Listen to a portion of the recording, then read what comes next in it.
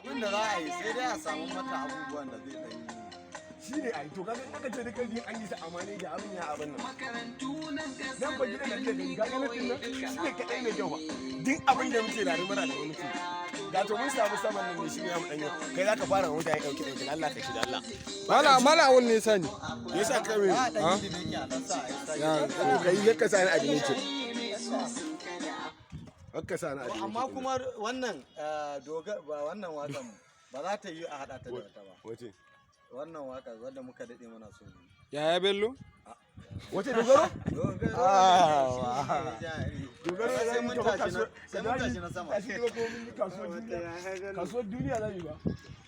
A dogaro muna sayar da abinci, muna da shagon ɗinki, muna da mai faci, muna da wata tsayace, muna da mai masara. Har kamfani sai mun je a bani tirela a Libya ta a tsakiyar kamfani.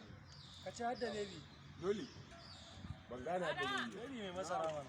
mana. Allah sarki. Mun ƙara haɗuwa ran nan ba. Na ce mata muna biko dan Allah ta haƙuri. Wai mu ne nan wai ba ma santa. Na ce wallahi ƙarya ne. Ni wallahi tallahi ƙarya ne. Har ta gane wani abu kebi yana kyarakta. Kebi ba Kirista na gari bane Allah. Kebi ne ke kyarata. Ina ke kyarata. Ai da shi ne ma ranar. Ko ba da kai bane. Da shi ne ma Allah. Bai zuwa coci ran Asabar. Bai zuwa. Ta Kirista na garin koya ran Asabar ya kamata ya dai. Saboda ya gaya za a zo ran Lahadi. Ni ka san na fitar da jami'a Ai ne. ka leka Asabar ka gane za a yi Lahadi.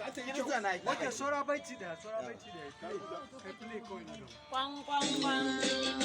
Fitila mai kawar da duhu duniya da ran tsayuwa. Kallo na mana. Ki tare kanki.